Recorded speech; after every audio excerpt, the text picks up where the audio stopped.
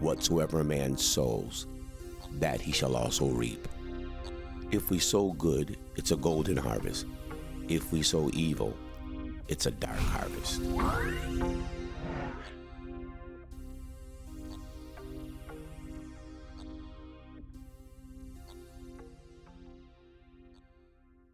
Welcome to another episode of The Dark Harvest. Today we're going to talk about the power of the indicted, Part 2. This morning I want to look at a verse of scripture found in the book of Romans chapter 8, verses 2 through 4, written by the Apostle Paul in a letter to the Roman Christian. These are the words. For the law of Christ, or the spirit of life in Christ Jesus, hath made me free from the law of sin and death. For what the law could not do, in that it was weak through the flesh, God sending his own Son in the likeness of sinful flesh, and for sin condemned sin in the flesh, for the purpose that the righteousness of the law might be fulfilled in us, who walk not after the flesh, but after the Spirit. Today I want to talk about the weakness of the law. And again, this is based on my part 2 of the power of the indicted. Now, for reference sake, the indicted refers to those individuals who currently are under indictment or under subpoena during this January the 6th hearing that's going on in America. Now, the reason I'm chiming in is because I believe that as we discern the time as believers, we must also pay attention to the indicators, which are not only moral, but they're also social and political. This is why I believe that the believer has to be observant and not so much participant in some of the things that are going on, because our job is to divine and to discern what exactly is going on. Just for instance, in Mark, when Jesus tells the disciples about his coming, and in his absence, he reveals to them both through the prophet Joel and in his words that there will be certain indicators that will take place among men and within nature that will indicate what are the times, like the sons of Issachar. So my purpose is purely for that and not so much to side with either side, because I think that's not a good idea. So today we're going to talk about the weakness of the law, as Paul writes about it, ironically so, during the Roman Empire. During that day, of course, there was a rule of law, as we have here in America, but Paul cites that even in Judaism, that the law was weak, he says, through the flesh. What made the law weak? He says it was weak through the flesh. What is meant by flesh? Of course, when you read scriptures, the word flesh and carnality are used often, and they refer to the whole idea of the sinful nature of man that cannot be brought under control. As a matter of fact, in the book of Galatians, where Paul talks to the Galatian church in his letter regarding the works of the flesh and then the fruit of the Spirit, he concludes by saying that if we walk in the Spirit, we are basically above the law. He says, against such there is law in chapter 5. But if we don't walk in the Spirit, then we're subject to the law. This is, I like to say all the time to the believers, that technically the believer, when walking in the fruit of the Spirit, is actually above the law, because the law is designed to govern the attitude of those who are lawless, those who will not abide within its confines. So when we talk about the power of the indicted, part 2, today I'm looking at the whole concept of those individuals who are within the government who have been indicted or have been subpoenaed, and how their actions, their fleshly natures in essence is threatening or weakening, I should say, the law. The law, he says, is weakened through the flesh. The word flesh, again, is carnality. It's a Greek word, which really is almost a curse word. It's a dirty word. When it is written in the book of John, in the beginning was the Word, and the Word was with God, and the Word was God.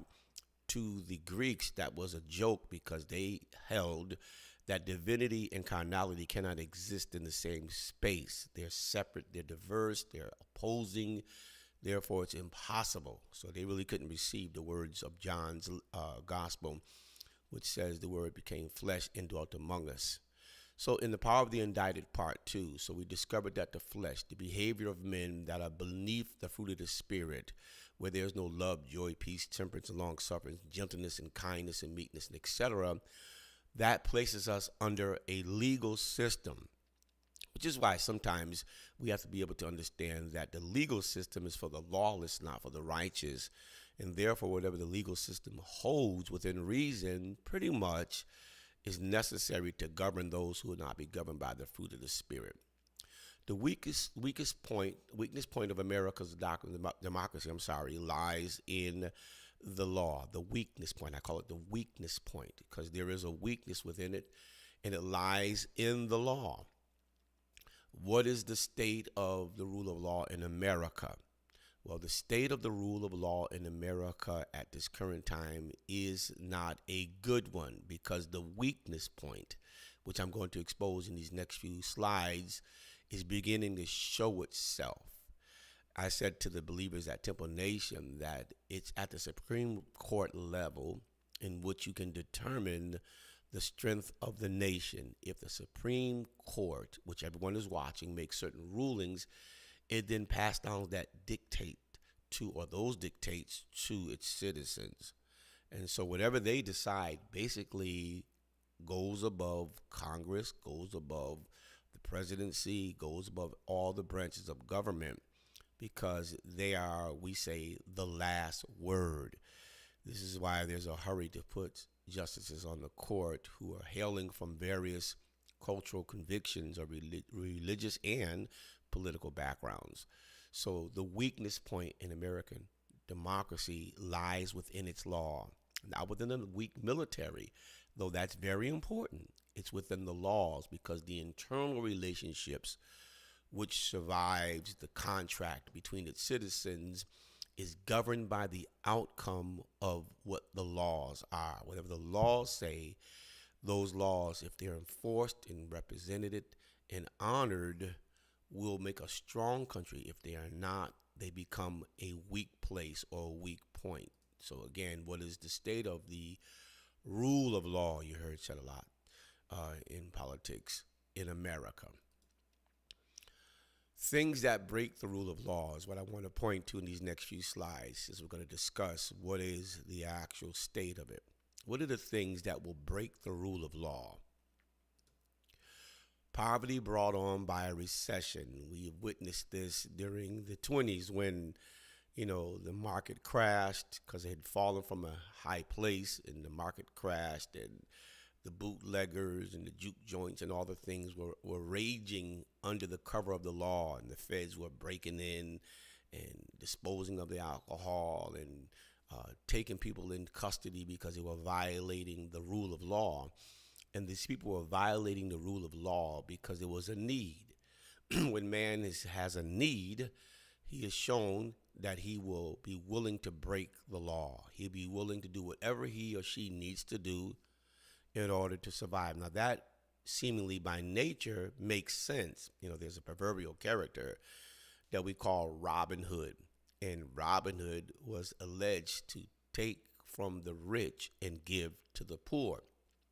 And by extension, it suggested to us that his breaking of the law was a good thing, because there were people in need, and those needs had to be met. And therefore, as a result, he himself was considered a hero because he gave to those in need. In many of our foreign countries here of late, you have drug kingpins who have lavished the masses that were poor with money and with property and with possessions and met needs. And even though they may have gotten their wealth through drugs and other illegal or illicit things, among those who are in poverty, they are a Robin Hood.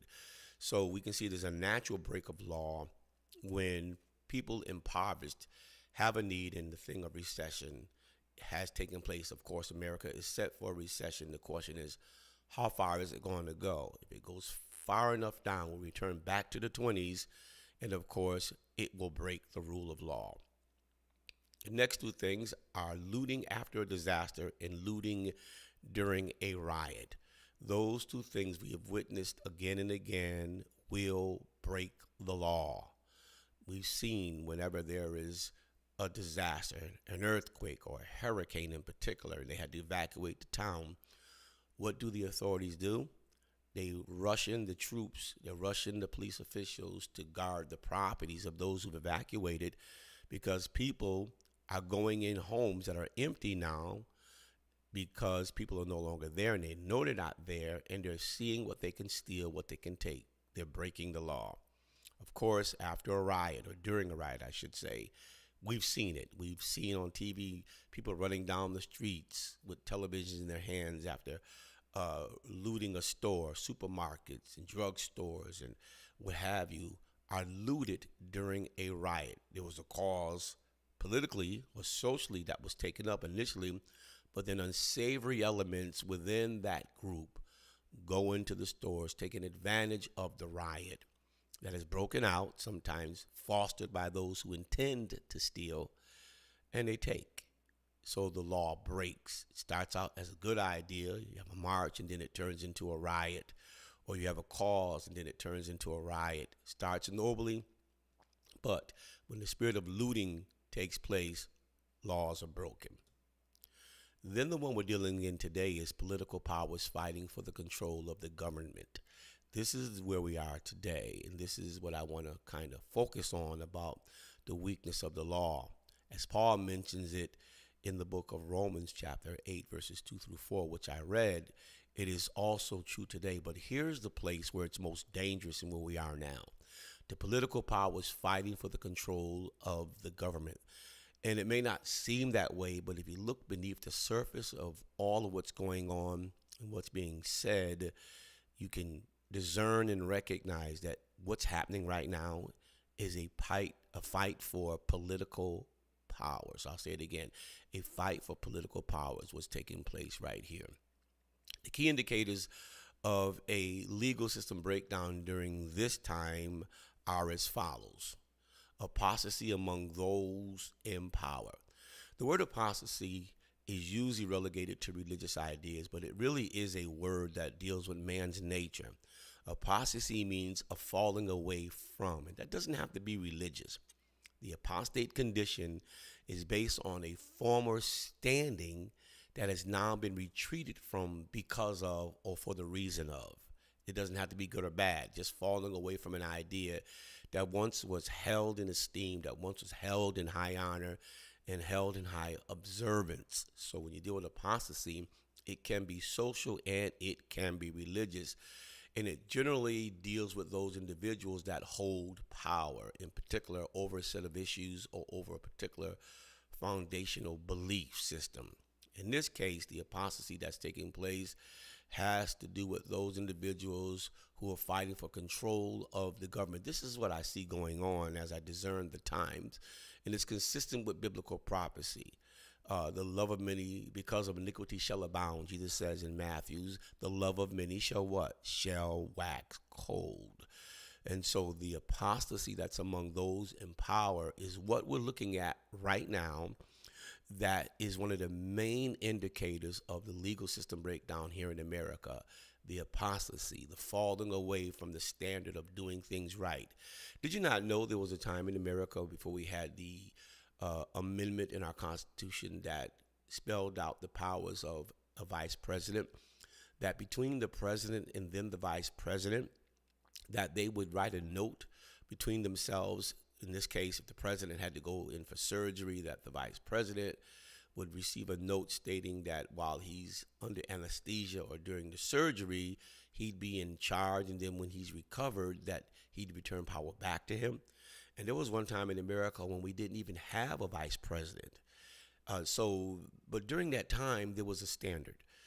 Men obeyed the rule of law. There was an agreement between them that we're going to keep in power this American system of democracy, that we were not going to allow it to be threatened, that it was going to stay whole, and that in order to keep it, we're going to have an honor system. So we've fallen away from that. You can see that now. We've fallen away from the whole idea of honor of the system, even though it doesn't comport with my particular religious or political beliefs. So when men in high power or in high positions fail to honor the long-standing rules of relationship, you're in an apostate nation, you're in an apostate state, and of course that does threaten to break the rule of law. Second thing, which is perhaps the most important, consistent with what I just shared, is the factious division between their constituent parties, i.e., or e.g., between those of the liberal left and those of the liberal or the radical right, as it's so referred to. Those are the terms they use, not me. And the in-between groups, the factious division between their constituent parties. You saw here the other day where it is said that some men took up arms and went down to a gay pride event and had some intentions. That's factious division between the constituent parties. So not only do you have apostate among those in power who no longer holding the rule of law or the pragmatic history of their relationships where they honored each other irregardless of what they were seeking or wanted, you now have the people, the millions that back each side, that vote for each side, that believe in the side they're on. They are now factious, not just disagreeing by rallying and protesting, but now it's resorting to violence, the threat of violence, and it's going to increase, by the way, because the system is in trouble, because up the ladder, those in power have initiated a series of events that cannot be stopped. You see, power flows down. Therefore, in a home, if the mother and the father are not getting along, it flows down to the children. It affects the children and it does something to them. In this case, it has done something to the factious divisions in their constituency. And so now violence is beginning to be an option, as we saw on January the 6th, which tends to be the problem that America is facing right now. This whole idea of factious division between their constituent parties. Finally, universal correction sought by one of the groups, is actually the thing that's going to break the system. It's universal. I want to underscore that. It's universal. And the reason I refer to it as universal is because universal correction means it deals with top down, the whole idea of correcting every part of the break. So think about this. You're dealing with congressmen and senators potentially giving tours in the Capitol office buildings to show where certain representatives are. And then you have the individuals the next day carrying out some attempt, what appears to be, and I'll say that allegedly appears to be, a consistency in the behavior. And so now the January 6th committee, which is speaking today and the rest of these few days, is seeking what we call universal correction. They have already indicted, some have already been charged, some are already in jail of the people, the factious parties that represent those individuals who are in power, the apostate powers. Their factions, part of their factions, are in jail. They're on their way to jail because they've been tried. But this is because there's a universal correction being sought by one of the groups, by the committee that's called itself the January the 6th committee. They are seeking correction of not just those individuals that stormed the Capitol, but potentially those that may have sided and those that may have incited the actual insurrection, which is being alleged yet to be proven. But of course, the tapes speak for themselves. So these three things, I'll say it again, you have the apostate position of those in power, you have the division among the constituent parties, and you have universal correction sought by one of the groups. This, my brothers and sisters, is what I call the break point. What is common in these things is money, culture, and religion. America is at the break point. It yet remains to be seen what's going to happen, because I'm of the conviction that nothing happens that prophecy does not want to happen. However, we are on the knife's edge of a break point. what's going to happen. Whenever you have, and I want you to think about this, whenever you have the men in power who've been elected to be in power and their constituents who support them, not just with the pulling of a lever, but who are willing to take up arms, who are willing to fight, who are willing maybe to kill for their side. And they see their leaders that they elected being indicted, being accused, being subpoenaed. You have a break point, because the break point has to have some fuel. It needs a principal party, someone with authority. It needs a supporting party, a constituent body, and it needs issues. You put those three things together, you have what I call the break point. Money, culture, and religion. These three things, MCR, are at issue. It's about the money, inflation. Gas is $7 in California. It's costing a lot. Food is skyrocketing. It is said by the agencies that monitor what's going on in America that the energy costs may skyrocket some 200% during these next few months. We are on the verge of an election coming up this year, and then the presidential election in 2024. And so we're at a boiling point, a breaking point of American democracy. Culture, those who feel it's okay to define your sex any way you want and who you love. And then those who feel that it's wrong to do it that way because they feel we were made one way and God wasn't confused. They're at odds. And so many other lesser issues that make up a culture. Everything is put in its own camp. It's an even divide for the constituents of the apostate, the constituents of those who are trying to bring about universal correction to right a system called democracy. Culture is at the center. And on the outskirts is religion, because both sides hail from a background of what they consider to be religion. Those on the left say it's a religion of love, a religion of tolerance. Those on the right say, no, it's a religion of correction and discipline, and yea, God has said. Money, culture, and religion have come to a boiling point in America. And then when you add this little small aspect of it, the census, the numbers, the growing minority, and the shrinking majority, adding all these things up sets in play the dark harvest. The dark harvest is an important time because it's the time when all of the seeds of all of these things begin to germinate and begin to grow. And what do they threat?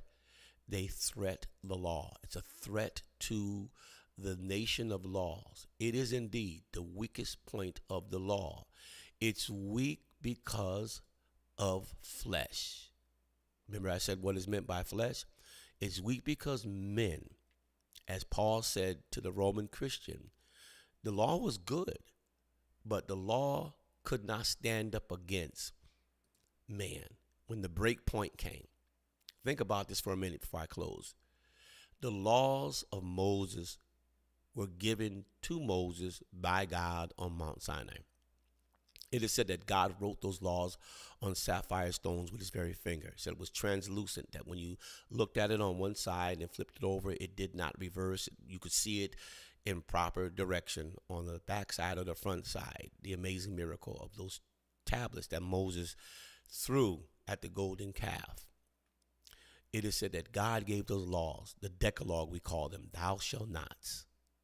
And even in that, Moses said something given directly to Moses by God for Israel was weak through the flesh. Underscore that. God's thou shalt not was weak through the flesh. And so the reason I said to you today the weakness of the law is found within America based on these three aspects, and I'll go over them again: the apostate among those in power, factious division between their constituent parties, universal correction sought by one of the groups. The law becomes weak when one of the groups decides we're not going to do this. What you see happening is not so much that they don't think they're wrong. They don't care if they're wrong. In their minds, the law no longer has value because it's not going to bring to them what they want. Therefore, they're not going to follow. So don't be surprised when they say one thing on the videotape, then they come back and they're denying it. Please understand, they no longer are observing the law. The law doesn't matter anymore because there's something they want. Again, Paul says the law was weak through the flesh. Once the flesh decides we're not going to do this, once the men in power are saying everything's on the table, we're willing to resort to violence, kidnapping, and murder, or just lying on videotapes because we want something. And nothing's going to stand in our way, including the law. If Moses got the law from God, and while the law was being written, it was being broken. This shall have no other gods before me. God was given on the top of Mount Sinai, while down in the valley, they were building another God. While he was writing the law, God, amidst the thunders and the lightnings on the top of Sinai, the people of God, the flesh, was breaking the law while it was being printed. If that's true with God, then how can American democracy stand when men who wrote those laws no longer want to abide by those laws? We're at a break point. This is a dark harvest. The power of the indicted. Those individuals who should be getting good lawyers and should be planning their defense are saying to us, it doesn't matter anymore. We're not going to allow universal correction sought by the other group.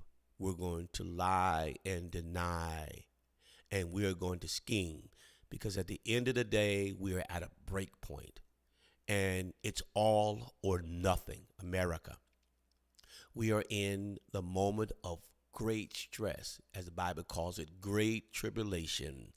Church of God, wake up. This is not our time to play political sides. It's not that time. Our time is to go into the closet and to seek the face of God, to discern what it is we should be doing, because much of this has been prophesied.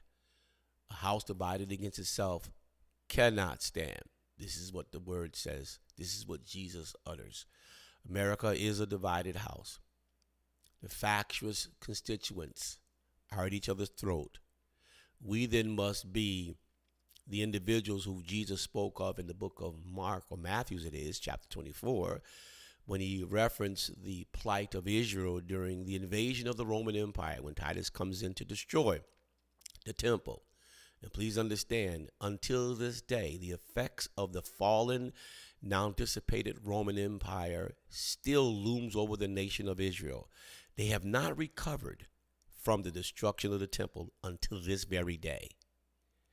And so Jesus tells them, when they see the desolation of the abomination spoken by the prophet Daniel, when Titus shall tear down the temple, and there where the holiest of holies once stood, erect an altar and slay a pig to Zeus on the very site. He says, stand in the holy place. When you see the ultimate desecration of righteousness and morality, our job is not to protest and to march. Our job is to stand in the separate place, stand in the holy place. This is above our pay grade in the flesh. It's above pulling a lever. It's above casting a vote. It's above protesting. It's above seeking new rules and regulations that may secure us sociologically. It's above that. When we reach the break point and men are willing to deny the very thing that built the nation, you can't stand against that. Stand down, stand back, and call on God. This is T. Allen Stringer. As I always say, in all thy getting, get a good understanding. Be not deceived. God is not mocked. Whatsoever a man sows, that he shall also reap. If we sow good, it's a golden harvest. If we sow evil, it's a dark harvest.